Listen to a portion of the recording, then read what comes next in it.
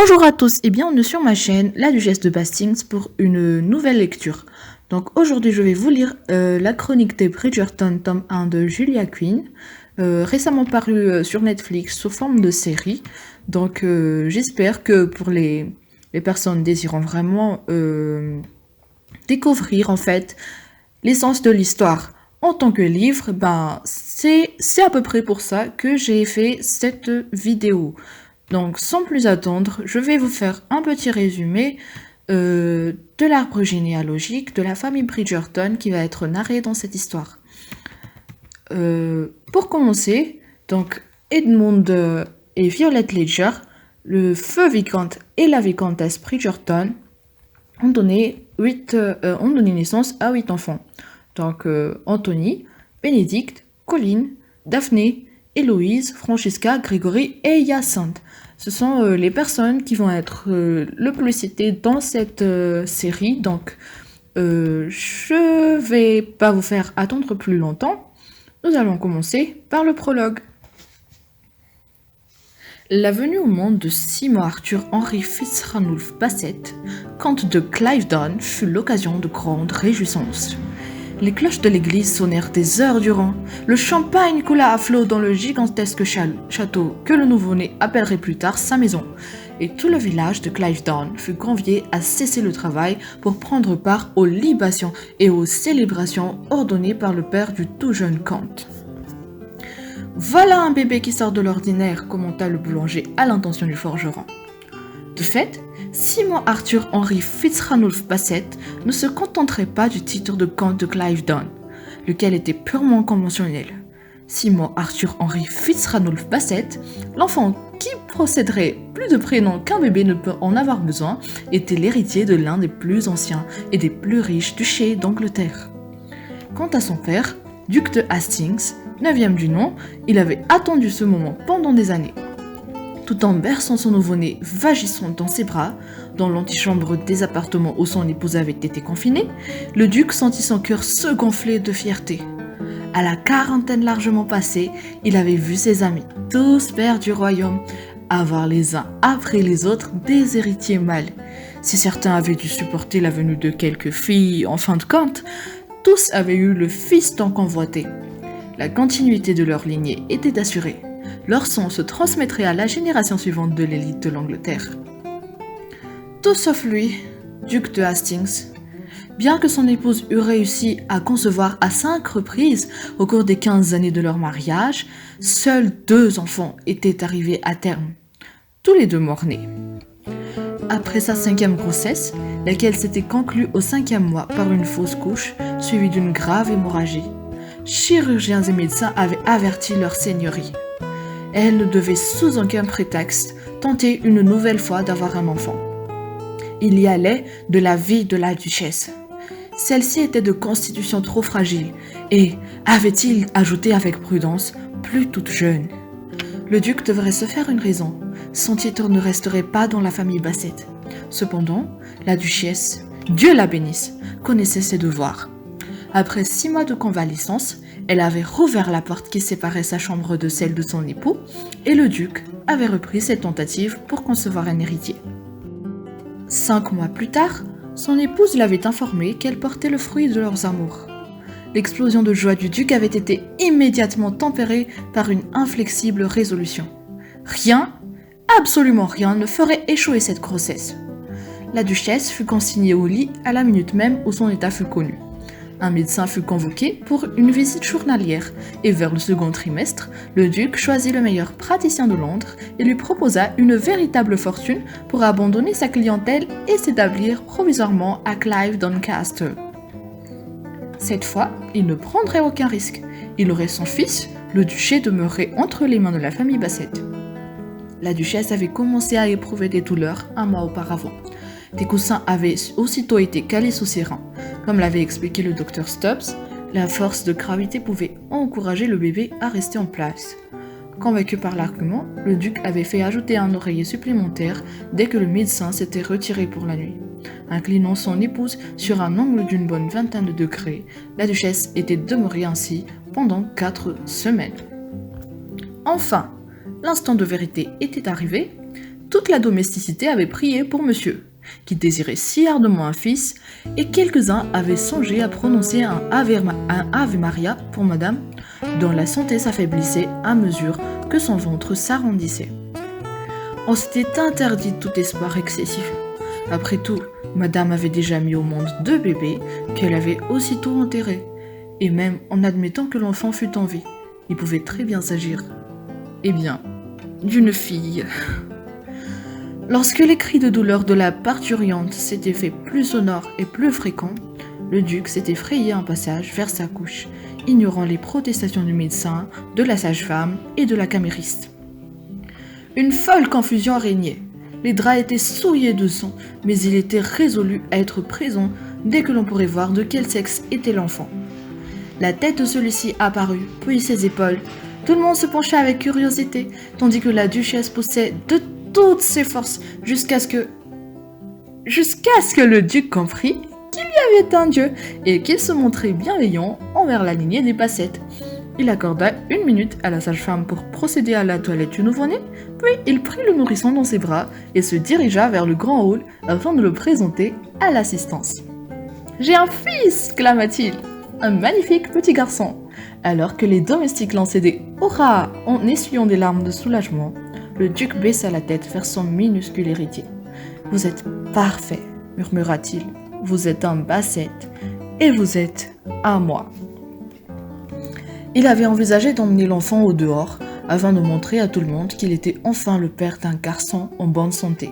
Mais, constatant que l'air était encore frais en ce début d'avril, il autorisa la sage-femme à rendre le bébé à sa mère.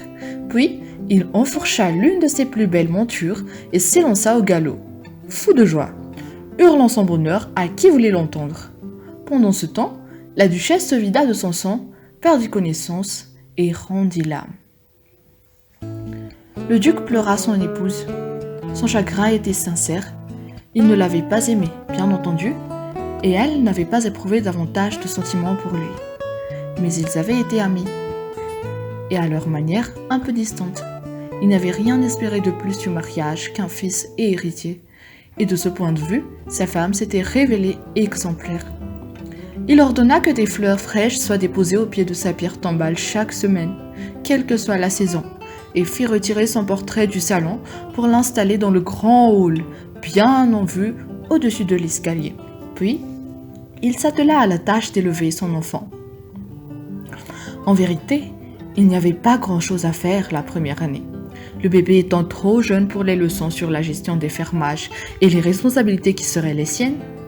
Aussi le duc confia-t-il Simon aux soins d'une nurse avant de retourner à Londres, où il reprit à peu près la même vie qu'avant de devenir père, à la seule différence qu'il obligea tout le monde, y compris le souverain, à jeter un coup d'œil à la miniature représentant son fils qu'il avait fait peindre après la naissance de celui-ci. Il se rendit de temps à autre à Cliveden, jusqu'au jour où il revint définitivement s'y établir à l'époque du second anniversaire de Simon, bien décidé à prendre en main l'éducation du jeune garçon. Il acheta un poney, choisit un petit fusil destiné à de futures chasses aux renards et engagea des professeurs pour toutes les disciplines qui puissent s'imaginer.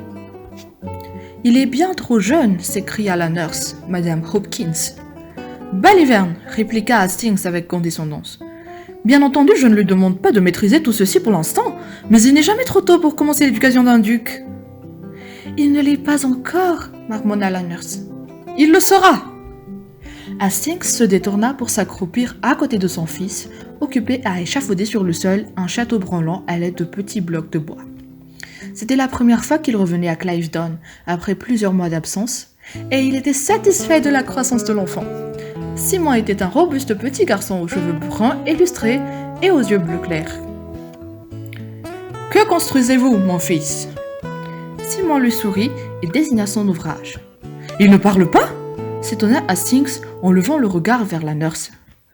Celle-ci secoua la tête. « Pas encore, monsieur. » Le duc fronça les sourcils contrariés. « Mais il a 2 ans. Ne devrait-il pas commencer à s'exprimer ?» Chez certains enfants, il faut plus de temps que pour d'autres. Manifestement, il est très intelligent. « Bien entendu, c'est un Bassett !» La nurse s'acquiesça. Elle approuvait toujours lorsque son employeur vantait la supériorité des Bassett. « Peut-être n'a-t-il tout simplement rien envie de dire, suggéra-t-elle. Le duc ne fut pas très convaincu, mais il tendit à l'enfant un petit soldat de plomb, lui frotta affectueusement la tête et s'en alla entraîner la nouvelle jument qu'il venait d'acheter à Lord Worth. 2 ans plus tard, il commença à perdre patience. « Pourquoi ne dit-il pas un mot ?» tonna-t-il. « Je ne sais pas, » répondit la nurse en se tordant les mains. « Que lui avez-vous fait ?»« Rien du tout, monsieur. »« Si vous connaissiez votre travail, » répliqua le duc en tendant un doigt furieux dans la direction de l'enfant, « il saurait parler. » Simon, occupé à tracer des lettres à un petit bureau, observait cet échange avec intérêt. « Il a 4 ans, ventre bleu !» gronda le duc. « Il devra pouvoir s'exprimer. »« Il sait écrire, » se défendit la nurse. « J'ai levé 5 enfants avant lui, et pas un ne connaissait son alphabet comme monsieur Simon. »« La belle affaire !» ricana le duc. Puis, se tournant vers Simon. « Eh bien, allez-vous parler à la fin ?» rugit-il en roulant des yeux furieux. Simon se recroquevilla sur son siège, et sa lèvre se mit à trembler. « Monsieur, » protesta la nurse, « il va prendre peur. » Hastings fit une brusque volte-face. « C'est peut-être de cela qu'il a besoin. Il lui faut de la discipline. Une bonne correction va l'aider à retrouver sa langue. » Le duc s'empara de la brosse à manches d'argent avec laquelle la nurse coiffait les cheveux de Simon et s'approcha de celui-ci. « Je vais vous apprendre à parler, stupide petit. »« Non !» protesta l'enfant. La nurse poussa un cri de stupeur.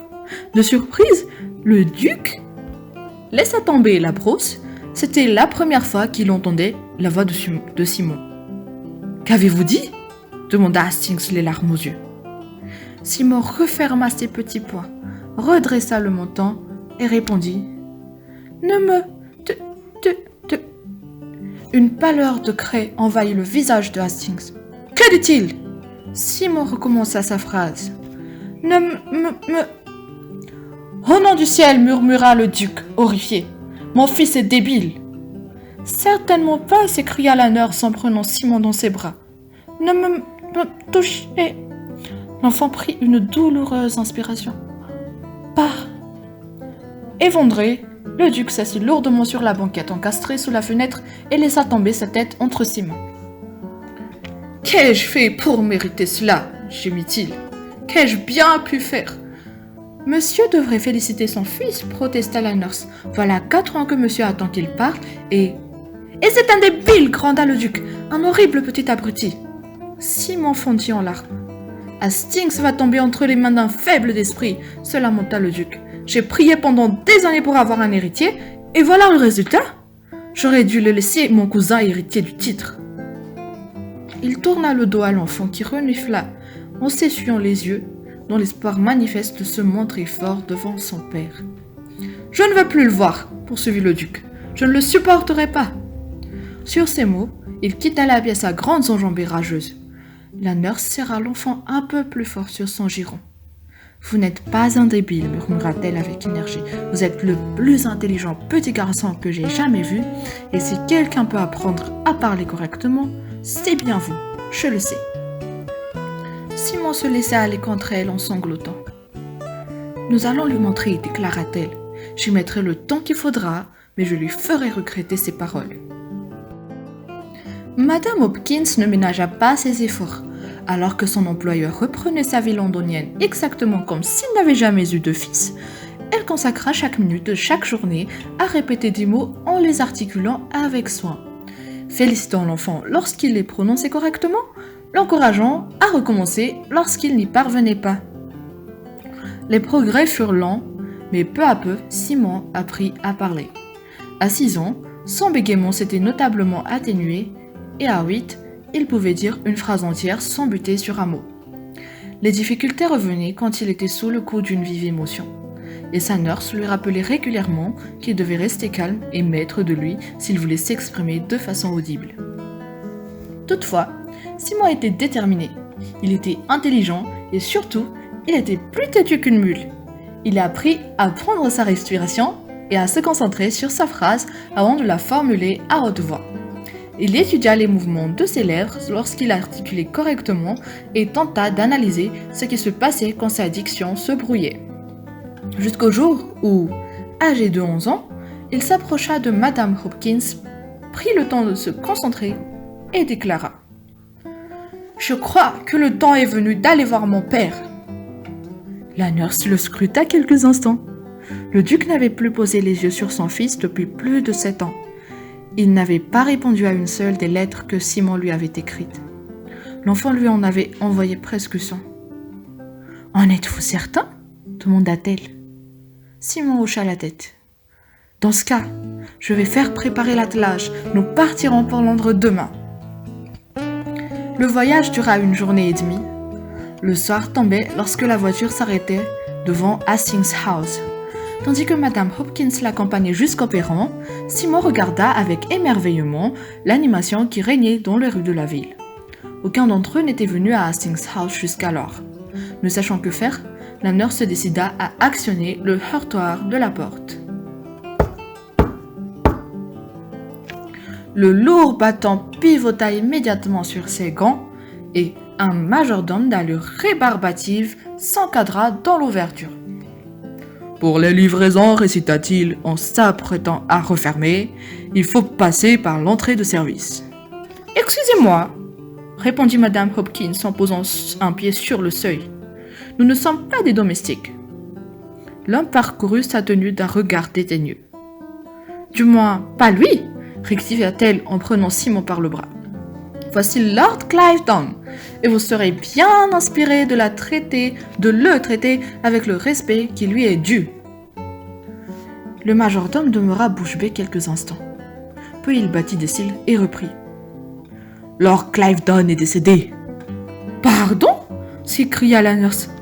« On vous aura mal informé !» s'écria Simon avec toute l'indignation dont on est capable à 11 ans. Le majordome examina celui-ci.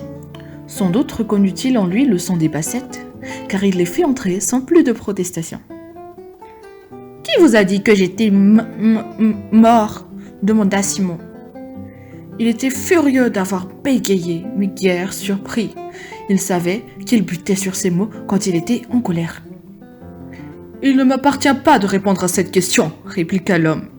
« Au contraire, s'offusqua la nurse. On ne peut pas dire de telles choses à un enfant de cet âge sans lui donner d'explication. » Le majordome garda le silence quelques instants. « Voilà des années que monsieur n'a plus évoqué son fils. Et la dernière fois, c'était pour affirmer qu'il n'avait pas d'héritier. Monsieur semblait si peiné que personne n'a posé de questions. Le reste du personnel et moi-même avons supposé que celui-ci n'avait pas survécu. » Simon serra les dents, la gorge nouée par une soudaine tension. « Dans ce cas, Lord Hastings n'aurait-il pas porté le deuil ?» suggéra Madame Hopkins. « Comment avez-vous pu croire qu'il avait perdu son fils puisque ce n'était pas le cas ?» Le majordome ne se laissait pas impressionner. « Monsieur est souvent vêtu de noir, rétorqua-t-il. Il aurait très bien pu être en deuil sans que cela se remarque. »« Tout cela est fort choquant, » déclara la nurse. « Veuillez le faire appeler, je vous prie. » Simon s'était réfugié dans le silence. Il tentait désespérément de recouvrer son calme. Il n'avait pas le choix. Jamais il ne pourrait parler avec son père dans l'état de tension extrême qui était le sien. Le majordome hocha la tête. « Monsieur est à l'étage. Je vais l'informer de votre arrivée. » Tandis que Madame Hopkins arpentait le salon d'un pas impatient tout en marmonnant au sujet de son employeur en termes étonnamment fleuris mais fort peu flatteurs, Simon resta immobile au milieu de la pièce, les bras le long du corps, droit comme un i, et s'efforça de prendre de longues inspirations. « Tu peux y arriver, s'encourageait-il, en son fort intérieur. Tu en es capable. » Se tournant vers lui, la nurse fit ses efforts pour apaiser les furieux battements de son cœur et tomba à genoux devant lui dans un petit soupir navré. « Très bien !» le félicita-t-elle en pressant sa main entre les siennes. Elle savait mieux que quiconque ce qui se passerait si Simon affrontait son père avant d'avoir recouvré son calme. « C'est bien !» reprit-elle d'un ton apaisant. « Respirez encore. Là, pensez bien à vos mots avant de les prononcer si vous arrivez à contrôler. » « Je vois que vous continuez à traiter ce garçon avec une mollesse coupable, » tonna une voix depuis le seuil. Madame Hopkins se redressa et pivota sur elle-même avec dignité, cherchant comment saluer son employeur de façon respectueuse et atténuer d'une façon ou d'une autre l'extrême tension de ce moment. Toutefois, lorsque ses yeux croisèrent ceux du duc et qu'elle reconnut Simon dans ses traits, une bouffée de fureur monta en elle. Malgré la ressemblance frappante entre le père et le fils, Hastings demeurait incapable du moindre sentiment paternel envers son héritier. « Monsieur, s'indigna-t-elle, votre comportement est méprisable. Et le vôtre est inacceptable. Vous êtes congédié. » Madame Hopkins sursauta. « Personne n'emploie ce temps avec le duc de Hastings, poursuivit-il d'une voix blanche. Personne. Pas même le roi ?» persifla Simon. Hastings pivota vers lui, sans paraître remarquer sa parfaite élocution. « Vous voilà, vous !» Pour toute réponse, Simon se contenta d'un bref hochement de tête. Sa réplique était courte, mais il était parvenu à l'articuler sans une hésitation, et il ne voulait pas prendre le moindre risque. Il était trop en colère pour cela. En temps normal, il pouvait rester plusieurs jours sans buter sur le moindre mot. Mais aujourd'hui, le regard que son père dardait sur sa personne lui donnait l'impression d'être un attardé mental. Tout d'un coup, il lui sembla que sa langue refusait de lui obéir. Un sourire cruel étira les lèvres du duc. « Vous avez quelque chose à dire ? Eh bien, je suis tout oui. Parlez, c'est le moment. »« Tout va bien, Simon, » murmura Madame Hopkins en fusillant le duc du regard. « Ne vous laissez pas impressionner. Vous pouvez y arriver, mon petit. » Hélas, ces encouragements ne firent qu'aggraver la situation. Simon était venu pour prouver sa valeur à son père, et voilà que sa nurse le traitait comme un bébé. « Que se passe-t-il » ironisa le duc. « Le chat a mangé votre langue ?» Simon était si tendu qu'il se mit à trembler comme une feuille. Le père et le fils se dévisagèrent pendant ce qui sembla une éternité. Puis le duc, dans un jurant de dépit, se détourna. « Vous êtes mon pire échec !» siffla-t-il d'un ton haineux.